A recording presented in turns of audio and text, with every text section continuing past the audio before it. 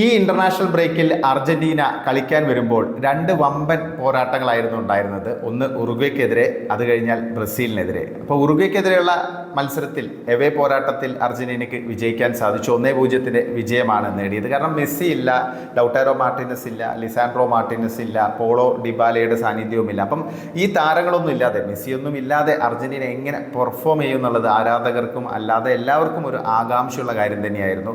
കാരണം ഈ ടീമിനെ മുന്നോട്ട് കൊണ്ടുപോകാൻ യുവനിരയ്ക്ക് സാധിക്കുമോ? കാരണം മെസ്സിയുടെയൊക്കെ അഭാവത്തിൽ താരതമ്യേന ഒരു യുവനിര തന്നെയായിരുന്നു അർജന്റീന. ഇപ്പം ഒട്ടമെൻഡിയെയും പെരഡസിനെയൊക്കെ മാറ്റി നിർത്തുകയാണെങ്കിൽ എല്ലാവരും ചെറുപ്പക്കാരായിരുന്നു, യുവ താരങ്ങളായിരുന്നു. അപ്പോൾ ഇവരെങ്ങനെ പെർഫോം ചെയ്യും എന്നുള്ളതായിരുന്നു ഒരു സംശയം. എന്തായാലും ആദ്യ മത്സരത്തിൽ ഉറുഗ്വയെ അവരുടെ ഹോം ഗ്രൗണ്ടിൽ പോയി പരാജയപ്പെടുത്തിയപ്പോൾ ആ ഒരു കോൺഫിഡൻസ് ടീമിന് വന്നു, പ്രതീക്ഷ നൽകി. പക്ഷേ രണ്ടാമത്തെ മത്സരത്തിൽ ബ്രസീലിനെതിരെ എങ്ങനെ പെർഫോം ചെയ്യും എന്നുള്ളതായിരുന്നു ഒരു നിർണായകമായുള്ള ഒരു കാര്യം. കാരണം ബ്രസീൽ അത്യാവശ്യം കോൺഫിഡൻസ് ഒക്കെ റീഗെയിൻ ചെയ്ത് കൊളംബിയയൊക്കെ തോൽപ്പിച്ചാണ് വരുന്നത്. അപ്പം ബ്രസീലിനെതിരെ എങ്ങനെ ടീം പെർഫോം ചെയ്യും എന്നുള്ളതായിരുന്നു. ലയണൽ സ്കലോണി എന്താണോ ടീമിന് നൽകിയ തന്ത്രങ്ങൾ, ആ തന്ത്രങ്ങൾ അതേപോലെ മൈതാനത്ത് പയറ്റാൻ അർജന്റീനയ്ക്ക് സാധിച്ചു എന്നുള്ളതാണ്. 4-ാം മിനിറ്റിൽ തന്നെ സ്കോർ ചെയ്ത് ലീഡ് സമ്മാനിച്ച് ഹുലിയൻ അൽവാരസ് തുടക്കമിട്ടു. പിന്നീട് 12-ാം മിനിറ്റിൽ എൻസോ ഫെർണാണ്ടസ് സ്കോർ ചെയ്തു. അത് കഴിഞ്ഞ് ഇടയ്ക്കൊരു ഗോൾ വഴങ്ങിയെങ്കിലും വീണ്ടും ബ്രസീലിന് തിരിച്ചു വരാൻ ഒരു അവസരം നൽകാതെ 36-ാം മിനിറ്റിൽ മൂന്നാമത്തെ ഗോൾ മെക്കലിസ്റ്റർ നേടുന്നു. പിന്നെ സെക്കൻഡ് ഹാഫിൽ വീണ്ടും ഒരു ഗോൾ ജൂലിയാനോ സിമിയോണി എന്ന് പറയുന്ന യുവതാരം സ്കോർ ചെയ്ത് 4-1 വിജയം അർജന്റീന സ്വന്തമാക്കി എന്നുള്ളതാണ്. അതിനിടയിൽ വേറെ അവസരങ്ങളുണ്ടായിരുന്നു അർജന്റീനയ്ക്ക്, കൂടുതൽ വലിയ ഒരു മാർജിനിൽ വിജയിക്കാനുള്ള സാധ്യതയുണ്ടായിരുന്നു. അപ്പോൾ അർജന്റീന ശരിക്കും ഒരു ഹൈ പ്രസിംഗ് ഫുട്ബോൾ തന്നെയാണ് ബ്രസീലിനെതിരെ കാഴ്ചവെച്ചത്. അവർക്കൊരു കറക്റ്റായിട്ടൊരു ഗെയിം പ്ലാൻ ഉണ്ടായിരുന്നു. എന്താണ് കളിക്കളത്തിൽ ബ്രസീലിനെതിരെ പയറ്റേണ്ടതെന്ന് അവർക്കറിയായിരുന്നു. കാരണം പ്രത്യേകിച്ച് നമ്മൾ എടുത്തു പറയേണ്ടത് 3 താരങ്ങളുടെ ഒരു പെർഫോമൻസ്, അവരുടെ ഒരു ഏകോപനം, അവരുടെ ഒരു ഒത്തൊരുമ, അവരെങ്ങനെയാണ് ഈ മത്സരം നിയന്ത്രിക്കുന്നത് എന്നുള്ളതാണ്. അത് ഹുലിയൻ അൽവാരസ്, പിന്നെ എൻസോ ഫെർണാണ്ടസ്, പിന്നെ മെക്കലിസ്റ്റർ, ഇവർ 3 പേരും കൂടെ ചേർന്നുള്ള ആ ഒരു കോമ്പിനേഷൻ ശരിക്കും അർജന്റീനയുടെ ഭാവിയാണെന്നുള്ള കാര്യത്തിൽ യാതൊരു സംശയം വേണ്ട. അർജന്റീനയുടെ ഭാവി ശോഭനം തന്നെയാണ്. കാരണം ഈ താരങ്ങളെല്ലാം യങ് പ്ലെയേഴ്സ് ആണെങ്കിൽ അവരെല്ലാം മെച്ചേർഡാണ്, അവർക്ക് കറക്റ്റായിട്ട് എക്സ്പീരിയൻസ് ഉണ്ട്. അതുതന്നെയാണ് ഈ ഒരു ടീമിനെ മറ്റ് ടീമുകളിൽ നിന്ന് മാറ്റി നിർത്തുന്നത്. പിന്നെ ഡിഫൻസ് ആണെങ്കിലും മിഡ്ഫീൽഡ് ആണെങ്കിലും എല്ലാവരും ഒന്നടങ്കം ഒത്തൊരുമിച്ച് കളിച്ചു എന്നുള്ള ആകെ ഒരു മിസ്റ്റേക്കാണ് അർജന്റീന വരുത്തിയത്. റൊമേറോയുടെ ഭാഗത്തു നിന്നുണ്ടായ മിസ്റ്റേക്ക്, അതിൽ നിന്നാണ് ബ്രസീൽ ഒരു ഗോൾ കുഞ്ഞ് നേടിയത്. അത് സ്വാഭാവികമായിട്ടും സംഭവിക്കും ചില സമയങ്ങളിൽ. ഇപ്പോൾ റൊമേറോ മികച്ച ഡിഫൻഡറാണ്, നമുക്ക് ഓട്ടോമാറ്റിക്കൊപ്പം അർജന്റീനയുടെ ശരിക്കും ഒരു വാളാണ് അദ്ദേഹം എന്നുള്ള കാര്യത്തിൽ സംശയമില്ല. പക്ഷേ എന്തുകൊണ്ടോ ചില സമയങ്ങളിൽ മിസ്റ്റേക്ക് സംഭവിക്കും. പക്ഷേ ആ മിസ്റ്റേക്ക് വന്നിട്ടും പെട്ടെന്ന് തന്നെ മത്സരത്തിലേക്ക് തിരിച്ചു വരാൻ അർജന്റീനയ്ക്ക് സാധിച്ചു എന്നുള്ളതാണ്. അവരുടെ പ്രസ്സിംഗ് ഗെയിം തന്നെയായിരുന്നു ഏറ്റവും ഒരു സിഗ്നിഫിക്കൻ്റ് ആയിട്ട് പറയേണ്ടത്. കറക്റ്റായിട്ട് തന്നെ എങ്ങനെ ഏകോപനത്തോടെ കളിക്കാൻ പറ്റുമെന്ന് അവർ കളിക്കളത്തിൽ തെളിയിച്ചു. ആ ഒരു ഗോളുകളാണെങ്കിൽ നമുക്ക് കാണാൻ സാധിക്കും, ബ്യൂട്ടിഫുൾ ആയുള്ള പാസിംഗ് ഗെയിമിൻ്റെ ഒരു എൻഡ് പ്രൊഡക്റ്റ് ആയിരുന്നു ഓരോ ഗോളുകളും. ശരിക്കും ബ്രസീലിൻ്റെ ആ ഒരു ഡിഫൻസിന് കാര്യമായി ഒന്നും ചെയ്യാൻ പറ്റാത്ത രീതിയിലാണ് അർജന്റീന ഈ 4 ഗോളുകളും സ്കോർ ചെയ്തതെന്നുള്ളതാണ് ഏറ്റവും പ്രധാനപ്പെട്ട ഒരു കാര്യം. ശരിക്കും ഒരു കോമ്പിനേഷൻ പ്ലേ ആണെങ്കിലും ഒരു പാസിംഗ് ഗെയിം ആണെങ്കിലും ഏറ്റവും ഒരു ഉന്നത ലെവലിൽ നിൽക്കുന്ന ഒരു ഗെയിം തന്നെയായിരുന്നു അർജന്റീന പയറ്റിയിരുന്നത്. അപ്പോൾ ബ്രസീൽ പോലത്തെ ഒരു ടീമിനെതിരെ, ഇത്രയും താരനിബിഡമായ ഒരു ടീമിനെതിരെ ഇത്രയും ഏകപക്ഷീയമായ ഒരു വിജയം നേടാൻ സാധിക്കുമെന്ന് അത്ര ആരും പ്രതീക്ഷിച്ചിട്ടുണ്ടാവില്ല. കാരണം വിജയിക്കാൻ മതിയാവും, പക്ഷേ ഇത്രയും ഏകപക്ഷീയമായുള്ള ഒരു വിജയം നേടാൻ അർജന്റീനയ്ക്ക് സാധിക്കുമെന്ന് പ്രതീക്ഷിച്ചിരുന്നില്ല. എന്തായാലും അർജന്റീനയുടെ ടീം ഇനിയും ഇതേ രീതിയിൽ തന്നെ മുന്നോട്ട് പോകുന്നുള്ള കാര്യത്തിൽ സംശയമില്ല. അതിപ്പോൾ 2-3 വർഷത്തേക്കുള്ള ഒരു ഫിനോമിനൻ അല്ല എന്ന് നമുക്ക് കറക്റ്റായിട്ട് മനസ്സിലായി കഴിഞ്ഞു. കാരണം സ്കലോണി ആ രീതിയിൽ നെക്സ്റ്റ് ജനറേഷനെയും ഡെവലപ്പ് ചെയ്തുകൊണ്ടിരിക്കുകയാണ്. നമുക്കറിയാം ഈ ഒരു ടീം അർജന്റീന കഴിഞ്ഞ 5-6 വർഷമായിട്ട് ഏതാണ്ട് ഒരേപോലെ ഒത്തൊരുമിച്ച് കളിച്ചുകൊണ്ടിരിക്കുകയാണ്. കാരണം ഇപ്പം കളിക്കുന്ന ഭൂരിഭാഗം താരങ്ങളും ഒത്തൊരുമിച്ച് വർഷങ്ങളായിട്ട് ആ ഒരു ഏകോപനത്തോടെ കളിക്കുന്ന പ്ലെയേഴ്സാണ്. അതിനൊപ്പം തന്നെ സ്കലോണി മറ്റ് യുവതാരങ്ങളെ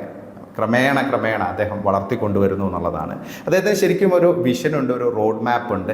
ഒരു ലോകകപ്പ് വിജയത്തോണ്ട് മാത്രം അവസാനിക്കാൻ, അല്ലെങ്കിൽ ഒരു ലോകകപ്പ് വിജയം 2 കോപ്പ അമേരിക്ക വിജയം കൊണ്ട് മാത്രം അവസാനിക്കുന്ന ഒരു പ്ലാനല്ല അദ്ദേഹത്തിന്. അർജന്റീനയുടെ ഭാവി മികച്ച രീതിയിൽ മുന്നോട്ട് കൊണ്ടുപോകുക, അർജന്റീനയുടെ ആ ഒരു സുപ്രമസി നിലനിർത്തുക എന്നുള്ളത് തന്നെയാണ് സ്കലോണിയുടെ ലക്ഷ്യം എന്നുള്ള കാര്യത്തിൽ സംശയമൊന്നും വേണ്ട. അപ്പം ബ്രസീലിനെതിരെയുള്ള ഈ ഒരു വിജയം അർജന്റീനയ്ക്ക് വലിയ കോൺഫിഡൻസ് ആണ് അടുത്ത ലോകകപ്പിന് മുന്നോടിയായിട്ട് നൽകുക. കാരണം മെസ്സി ഇല്ലാതെ, അവരുടെ എല്ലാമായ മെസ്സി ഇല്ലാതെ അവർക്ക് 2 മത്സരങ്ങളും വിജയിക്കാൻ സാധിച്ചു. അവരുടെ ആ ഒരു ക്യാമ്പയിൻ മുന്നോട്ട് കൊണ്ടുപോകാൻ സാധിച്ചു എന്നുള്ളതാണ്. ഇപ്പോൾ ലോകകപ്പിന് യോഗ്യത നേടിയിരിക്കുകയാണ്. ഇനിയും മത്സരങ്ങളുണ്ട് അവശേഷിക്കാൻ, ലോകകപ്പ് യോഗ്യതാ മത്സരങ്ങളിൽ.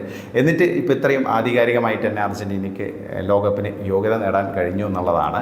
പിന്നെ ബ്രസീലിൻ്റെ മത്സരത്തിലേക്ക് വരികയാണെങ്കിൽ ബ്രസീലിൻ്റെ ഭാഗത്ത് നിന്ന് പ്രത്യേകിച്ച് ഒന്നും ഉണ്ടായിരുന്നില്ല. കാരണം ആദ്യത്തെ ഗോൾ അവർ വഴങ്ങിയപ്പം തന്നെ ബ്രസീൽ ഏതാണ്ട് മെൻ്റലി ഒരു പരാജയം സമ്മതിച്ച അവസ്ഥയിലായിരുന്നു. അവിടെ നിന്നൊന്ന് തിരിച്ചു വരാൻ ശ്രമിക്കുന്നതിനിടയിൽ രണ്ടാമത്തെ ഗോളും വഴങ്ങി. പിന്നീട് ഒരു ഗോൾ തിരിച്ചടിച്ചെങ്കിൽ പോലും ബ്രസീലിൻ്റെ ഭാഗത്ത് നിന്ന് ഒരു വിജയിക്കാനുള്ള ഒരു ബോഡി ലാംഗ്വേജ് ഒന്നും നമുക്ക് കാണാൻ സാധിച്ചില്ല.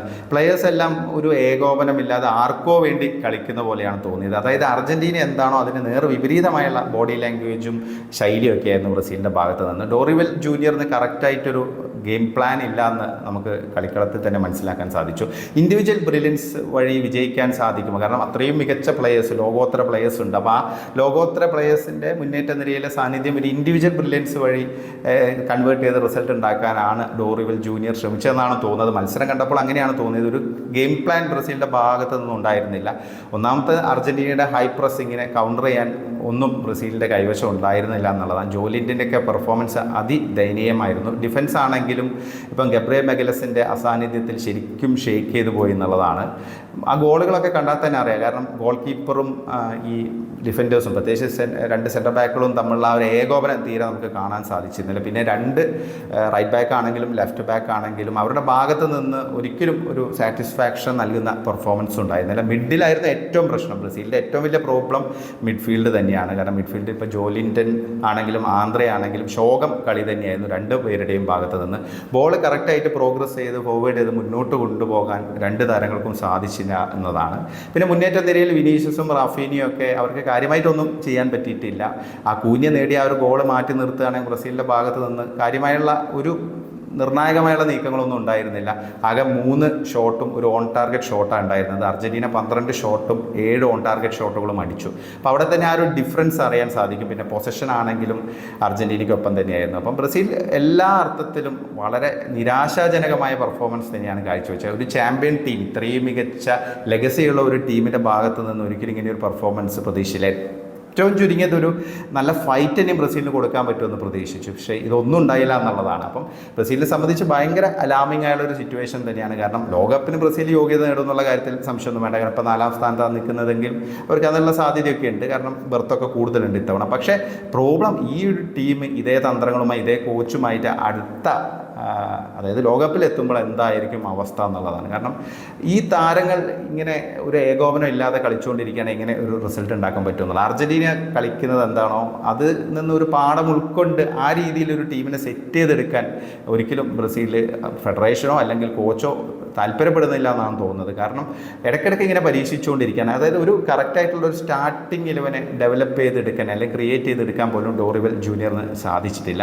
ക്ലബ് ഫുട്ബോളിലെ വമ്പൻ താരങ്ങളെ ഇനിയും ഇങ്ങനെ ഡിപ്പെൻഡ് ചെയ്തുകൊണ്ട് എങ്ങനെ റിസൾട്ട് ഉണ്ടാക്കാൻ പറ്റും എന്നുള്ളതാണ് ഒരു ചോദ്യം. കാരണം അവർ ക്ലബ് ഫുട്ബോളിൽ ലോകോത്തര താരങ്ങളായിരിക്കാം, പക്ഷേ അവർക്ക് ഒരിക്കലും അത് നാഷണൽ ജേഴ്സിയിൽ അത് ആവർത്തിക്കാൻ പറ്റില്ല. അത് ഒരു അവസരമല്ല, ഇങ്ങനെ തുടർച്ചയായിട്ട് അവർക്ക് ഒരുപാട് അവസരങ്ങൾ ലഭിച്ചിട്ട് അവർക്കത് പെർഫോം ചെയ്യാൻ പറ്റുന്നില്ല എന്നുള്ളതാണ്. അപ്പം അതിൻ്റെ അർത്ഥം ഒന്നുകിൽ മറ്റ് പ്ലെയേഴ്സിനെ കൂടുതലായിട്ട്, അതായത് ടീമായിട്ട് ഒരു ടീം വർക്കോടെ മുന്നോട്ട് പോകാൻ പറ്റുന്ന ആ രീതിയിലുള്ള പ്ലെയേഴ്സിനെ കൂടുതലായിട്ട് ഡിപ്പെൻഡ് ചെയ്ത് പുതിയൊരു ടീമിനെ സെറ്റ് ചെയ്തെടുക്കുക എന്നുള്ള മാത്രമേ ഉള്ളൂ ബ്രസീലിന് മുമ്പുള്ള ഒരു ഓപ്ഷൻ എന്നാണ് തോന്നുന്നത്.